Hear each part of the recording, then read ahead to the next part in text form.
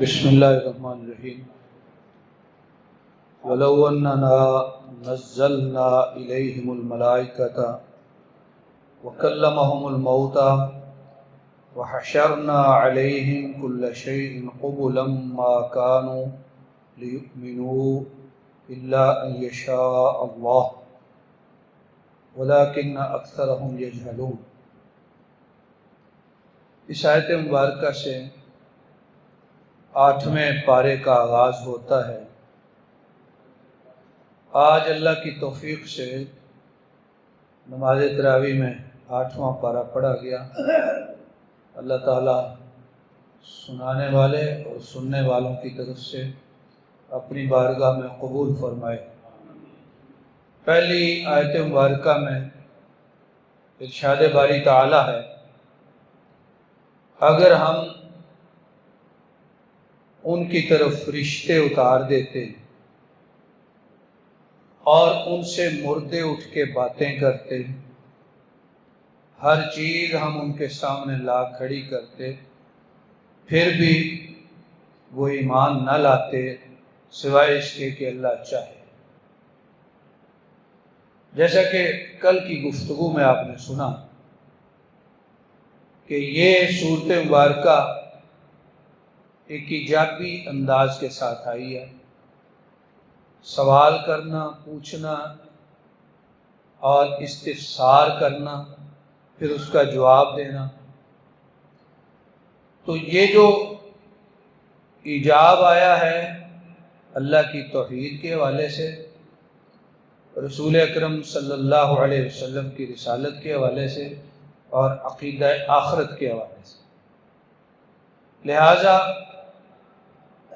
یہاں اس 8ویں پارے کی پہلی آیت میں یہ فرما دیا کہ ایمان اصل میں جو بھی قبول کرتا ہے وہ اللہ کی مرضی اور مشیت سے کرتا ہے۔ کوئی چیز دیکھ کے یا کسی بندے کے زور پر کوئی ایمان قبول نہیں کرتا، اللہ پاک چاہے پھر ایمان بندہ قبول کرتا ہے۔ تو اس حقیقت کے بیان کے بعد کی آیات میں اللہ تبارک و تعالیٰ نے، چونکہ یہ سورت ہے الانعام، اور کل بتایا تھا انعام کا معنی ہے چوپائے جانور، تو اس میں پھر یہاں پہ کچھ چوپائے جانوروں کا ذکر آ گیا ہے۔ یہ اس انداز میں آیا ہے کہ مشرکین مکہ نے اپنی مرضی سے کچھ جانور حرام کر لیے، کچھ حلال کر لیے۔ پھر بعض جانوروں کے حوالے سے وہ کہتے تھے کہ ان پر سواری حرام ہے، بعض جانوروں کو ذبح کرتے تو کہتے کہ اس کو مرد کھا سکتے ہیں، عورتیں نہیں کھا سکتی۔ اس طرح کے انہوں نے فرق بنائے ہوئے تھے، اور اسی طرح کے فرق انہوں نے اپنی مرضی سے کھیتیوں میں بھی بنائے ہوئے تھے۔ تو اللہ تعالیٰ نے فرمایا کہ یہ تمہاری اپنی بنائی ہوئی چیزیں ہیں، یہ اللہ تعالیٰ کا حکم نہیں ہے۔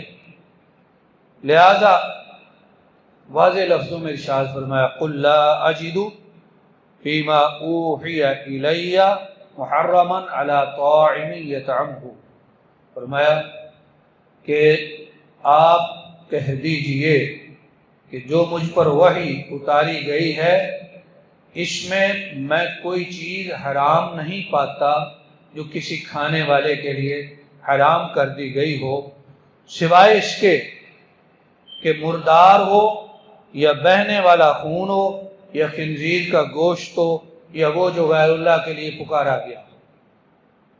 اس کے علاوہ جو جانوروں کی حلت اور حرمت بنائی گئی ہے یہ تم نے اپنی مرضی سے بنائی ہے۔ پھر اگلی آیات میں اللہ تبارک و تعالیٰ نے فرمایا کہ آؤ میں تمہیں پڑھ کے سناؤں کہ تمہارے رب نے تم پہ کیا حرام کیا۔ یہ جو ارشاد ہے اس کے بعد 10 احکام ہیں، ان کو احکام عشرہ بھی کہا جاتا ہے، ان کو وصایا عشرہ بھی کہا جاتا ہے۔ پروردگار عالم کی 10 وصیتیں۔ حضرت ابن مسعود رضی اللہ تعالیٰ عنہ سے مروی ہے کہ یہ 10 وصیتیں جو قرآن میں ہیں یہ تورات میں بھی ہیں، انجیل میں بھی ہیں، اور قرآن پاک میں ان کا بیان بعد میں بھی آتا ہے، سورۃ بنی اسرائیل میں اور دیگر صورتوں میں بھی۔ تو کسی جگہ پر ان سے چند احکام زیادہ بھی ہیں، تو یہ وصایا عشرہ کہلاتے ہیں، اللہ کی 10 نصیحتیں، 10 وصیتیں۔ اور امام قرطبی رحمہ اللہ نے ایک صحابی کا قول نقل کیا، فرماتے ہیں کہ تم میں سے جو چاہے کہ وہ حضرت محمد صلی اللہ علیہ وسلم کی وصیت پڑھ لے، جو وصیت فرما کے وہ اپنی امت کو اس دنیا سے گئے، اس کو چاہیے کہ یہ آیتیں پڑھ لے۔ ان میں جو وصیتیں ہیں یہ اللہ کے پیارے رسول کی وصیتیں ہیں۔ تو دیکھیں یہاں کون سی 10 باتیں بتائی گئی۔ پہلی بات فرمایا اللہ کے ساتھ کسی کو شریک نہ ٹھہراؤ۔ دوسری بات والدین کے ساتھ حسن سلوک کرو۔ تیسری بات اپنی اولادوں کو بھوک کے ڈر سے قتل نہ کرو، اس لیے اللہ فرماتے ہیں تمہیں بھی ہم رزق دیتے ہیں انہیں بھی ہم رزق دیتے ہیں۔ تم یہ نہ سمجھو کہ اولاد کا رزق ہمارے ذمہ آ جائے گا اور ہمارے لیے مشکل ہو جائے گا۔ تم تو اپنے رزق کے بھی ذمہ دار نہیں ہو، تمہیں بھی اللہ دیتا ہے۔ فرمایا تمہیں بھی ہم دیتے ہیں انہیں بھی ہم دیں گے۔ اگلی بات فرمائی کہ بے حیائیوں کے قریب نہ جاؤ، چاہے وہ کھلی ہوں یا چھپی ہوں۔ اگلی بات فرمائی کہ کسی جان کو ناحق قتل نہ کرو۔ یہ ہیں 5 باتیں۔ ان 5 کے بعد فرمایا ذالکم وصاکم بہ لعلکم تعقلون، اللہ تمہیں نصیحت فرما رہا ہے تاکہ تم عقل مند بن جاؤ۔ پھر فرمایا 6ٹھی بات یتیم کے مال کے قریب نہ جاؤ۔ 7ویں بات ماپ اور تول کو انصاف کے ساتھ پورا کرو۔ 8ویں بات جب بھی بات کہو یا فیصلہ کرو تو عدل کا فیصلہ کرو، چاہے وہ بات تمہارے قریبیوں کے خلاف کیوں نہ جا رہی ہو، عدل کا فیصلہ کرو، سچی بات کہا کرو۔ اس سے اگلا ارشاد فرمایا اللہ کے وعدے کو پورا کیا کرو۔ اللہ کے نام کا کسی کو وعدہ دیا ہے، کسی کو اللہ کی قسم دے کے اللہ کا واسطہ دے کے معاملہ کیا ہے، اس کو پورا کرو۔ یہ ہیں 4 باتیں، پہلے گزری 5، کل ہو گئی 9۔ تو ان 4 کے بعد فرمایا ذالکم وصاکم بہ لعلکم تذکرون، یہ اللہ تمہیں نصیحت فرماتا ہے تاکہ تم نصیحت پکڑنے والے بن جاؤ۔ اب اگلی آیت میں ایک الگ نصیحت ہے جو 10ویں ہے، وہ یہ ہے کہ فرمایا یہ میرا سیدھا راستہ ہے، صراط مستقیم ہے، اس کی پیروی کرو، اسے چھوڑ کے اور راہوں پہ نہ چلنا ورنہ تم گمراہ ہو جاؤ۔ تو صراط مستقیم وہ راستہ ہے جو اللہ کے پیارے نبی جناب محمد مصطفیٰ صلی اللہ علیہ وسلم نے امت کو عنایت فرمایا، سیدھا راستہ۔ وہ کون سا راستہ ہے؟ کتاب و سنت والا۔ اس لیے شاعر کہتا ہے کتاب و سنت پہ چلا چل اے سالک بے دھڑک، کہ جنت الفردوس کو جاتی ہے سیدھی یہ سڑک۔ یہ صراط مستقیم جنت والا راستہ ہے، جب اس سے ہٹو گے تو پھر گمراہی کے راستے۔ جیسا کہ پہلے گزارش کی گئی کہ اس صورت میں اللہ تبارک و تعالیٰ نے ایجابی انداز اختیار کیے، سوال، یا فرمایا کہہ دو، ان کو بتا دو، ان سے پوچھو، ان سے سوال کرو۔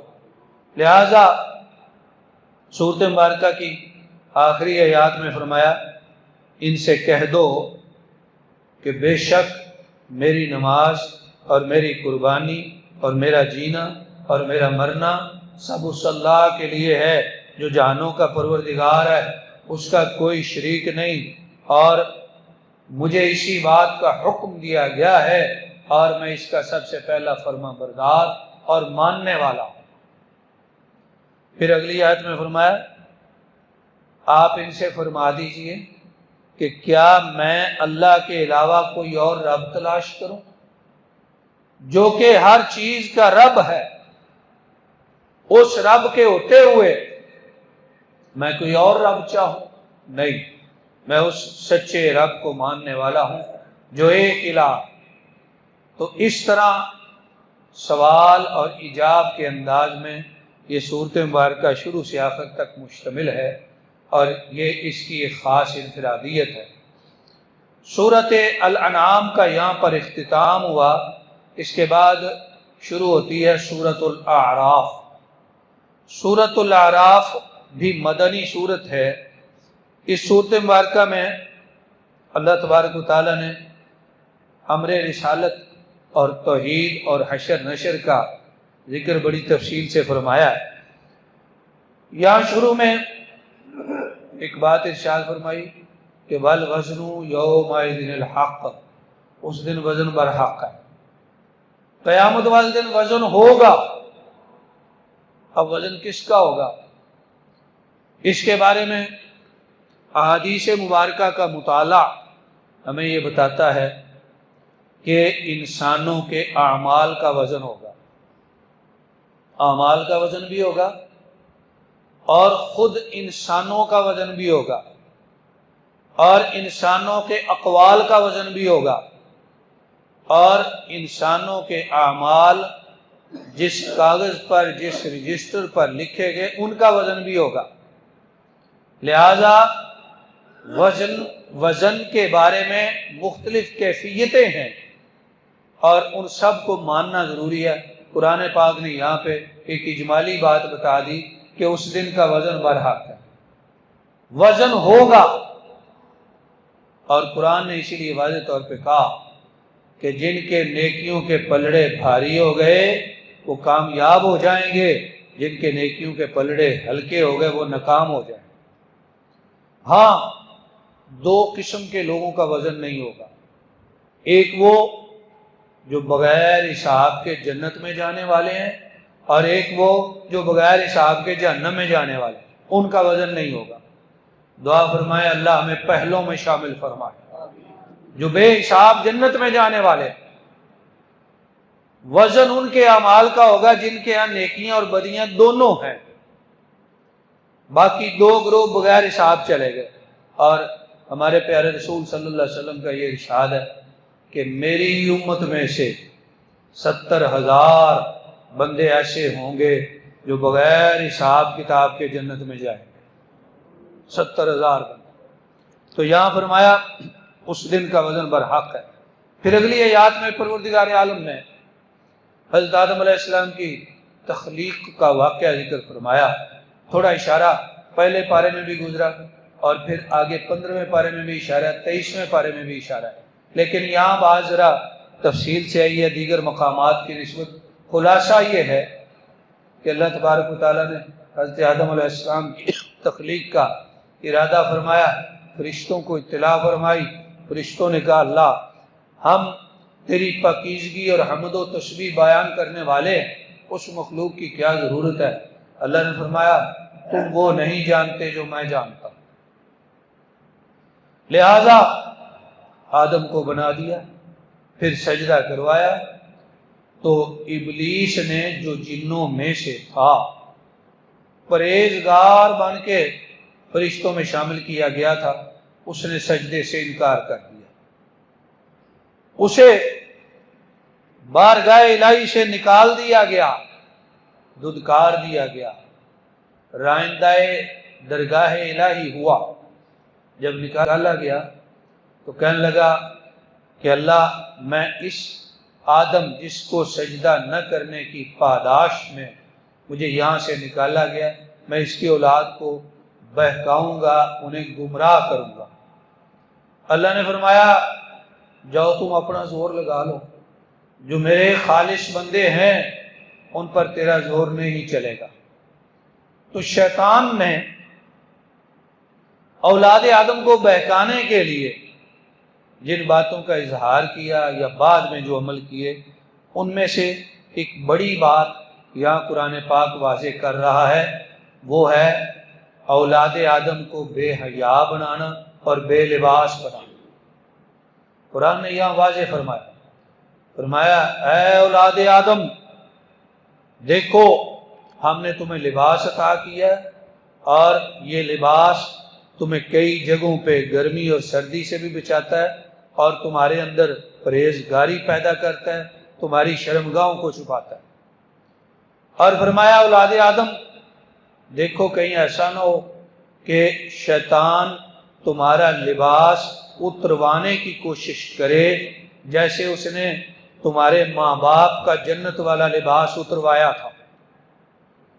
اور جب ان کا لباس اتروایا گیا تو قرآن کہتا ہے جنت کے درختوں کے بڑے بڑے پتے لے کے وہ اپنے جسموں کے ساتھ چپکانے لگے، گویا کہ اپنے جسم کو چھپانے لگے، پردہ کرنے لگے۔ اس سے یہ بات سمجھ آتی ہے کہ آدم اور اولاد آدم کی فطرت میں حیا رکھی گئی ہے، اور جو بھی حیا کے رستے سے ہٹتا ہے وہ شیطان کا پیروکار ہے۔ فرمایا شیطان تمہیں وہاں سے گھات لگاتا ہے جہاں سے تم نہیں دیکھ سکتے، تمہیں پتہ نہیں چلتا۔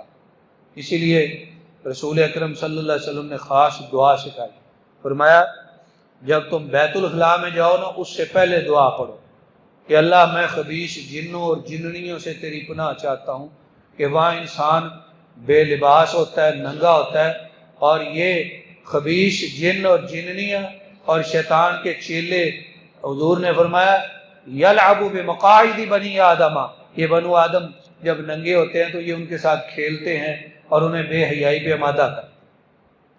اس لیے دعا سکھائی کہ پہلے دعا پڑھنے۔ تو یہاں پہ لباس اور پردے کے حوالے سے بڑی تاکید فرمائی گئی۔ پھر آگے اللہ تعالیٰ نے ایک مثال بیان فرمایا کہ جو کافر لوگ ہیں وہ جنت میں نہیں جائیں گے، حتیٰ یلج الجمل فی سم الخیاط، حتیٰ کہ سوئی کے نکے سے اونٹ گزر جائے۔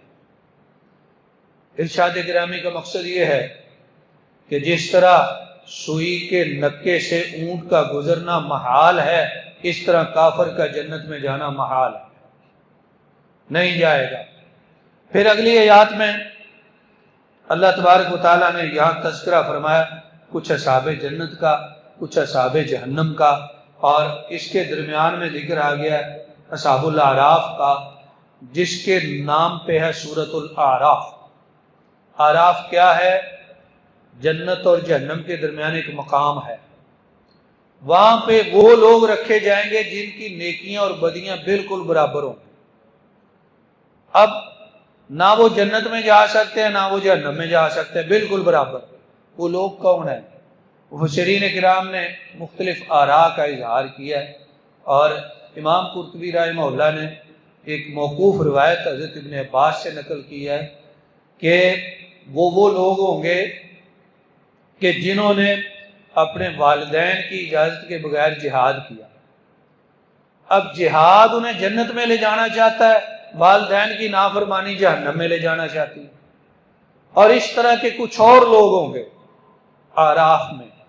تو قرآن پاک کی تفاسیر اور احادیث مبارکہ کا مطالعہ ہمیں یہ بتاتا ہے کہ بالآخر اللہ تبارک و تعالیٰ اپنے فضل و کرم سے یہ جو درمیان والے ہیں جنہیں اصحاب الاعراف کہا جاتا ہے، اللہ تعالیٰ انہیں بھی جنت میں داخل کر دیں گے۔ پھر دو ہی گروہ ہوں گے، یا جنت والے یا جہنم والے، یہ درمیان والا اعراف بالآخر ختم ہو جائے۔ اس کا اللہ تعالیٰ نے یہاں پہ تذکرہ کیا۔ پھر یہاں پہ اللہ کریم نے فرمایا دیکھو تمہارا رب وہ ہے جس نے آسمانوں اور زمین کو 6 دنوں میں پیدا کیا، پھر وہ عرش پہ مستوی ہو گیا، اسی کا امر ہے، اسی کی خلق ہے، اور تم جب بھی اپنے رب کو پکارو آہستگی اور عاجزی سے پکارو۔ ایک مقام پہ فرمایا इन्नहु ला युहिब्बुल मुअतदीन, वो हद से बढ़ने वालों को पसंद नहीं करता। ये भी दुआ के मुतल्लिक ही फरमाया। तो दुआ के शरीयत ने आदाब सिखाए हैं, उन आदाब से जो तजावुज करने वाला है वो हद से बढ़ने वाला है। अल्लाह को पुकारने के भी आदाब हैं, दुआ के भी आदाब हैं, जिनको मलहूज रखना ज़रूरी है। फिर अगली आयत में अल्लाह तबारक तआला ने यहाँ पे एक रुकू में जिक्र फरमाया हज़रत नूह अलैहिस्सलाम और उनकी कौम के मुकालमे का, और फिर कुछ तज़किरा फरमाया हज़रत सालेह अलैहिस्सलाम और उनकी कौम के मुकालमे का, और इसके दौरान में ही कुछ बात आ गई है हज़रत लूत अलैहिस्सलाम और उनकी कौम की, और फिर इस पारे के आखिर में तज़किरा आया असहाबे मदियन का। ये जो असहाबे मदियन हैं, इनकी तरफ नबी आए हज़रत शुआइब अलैहिस्सलाम। मदीना मुनव्वरा से, मक्का से शुमाल में है मदीना मुनव्वरा, उससे मज़ीद शुमाल में है तबूक। तबूक से बजानब मगरिब या पूरे अरब में मक्का, मदीना, तबूक सब में मगरिब की तरफ एक समुंदर है जिसको कहते हैं बहरे कुलज़म या बहरे अहमर, रेड सी जिसे कहते हैं। तबूक के बिलमुकाबल समुंदर के पार जो शाम और मिस्र के दरमियानी इलाका है, वहाँ पे एक बस्ती आबाद थी, उसे मदियन कहा जाता है, और उनको असहाबे एक्का या असहाबे लेक्का भी कहा जाता है। इनकी तरफ अल्लाह के नबी हज़रत शुआइब अलैहिस्सलाम आए तो इस कौम में बाज़ खराबियाँ थी। एक खराबी ये थी कि ये रास्ते में लोगों को लूटते थे। दूसरी खराबी ये थी कि ये माप और तोल में कमी करते थे। अल्लाह के नबी हज़रत शुआइब अलैहिस्सलाम ने इन्हें इन बातों पे तंबीह फरमाई और समझाया, लेकिन ये लोग बाज आने वाले नहीं थे। इसलिए हज़रत शुआइब अलैहिस्सलाम ने अपने साथियों को कहा, फस्बिरू हत्ता यहकुमल्लाहु बैनना व हुवा खैरुल हाकिमीन, कि सब्र करो हत्ता कि अल्लाह हमारे और इनके दरमियान फैसला कर दे, और वो बेहतर फैसला करने वाला है। जनाब शुआइब अलैहिस्सलाम का अपनी कौम के साथ जो मुकालमा है वो यहाँ पूरा नहीं होता, और ये रुकू जो है इसका कुछ हिस्सा 8वें पारे में है, कुछ हिस्सा 9वें पारे में है, तो आगे जाके बात पूरी होती है। लेकिन यहाँ पहुँच के 8वें पारे का इख्तिताम हुआ। आइंदा गुफ्तगू इंशाअल्लाह 9वें पारे से शुरू होगी। अल्लाह तबारक व तआला से दुआ है कि अल्लाह पाक हमें अपनी पाक किताब को समझने और इस पर अमल करने की तौफीक अता फरमाए। आमीन। व आखिरु दावाना अनिल हम्दुलिल्लाहि रब्बिल आलमीन।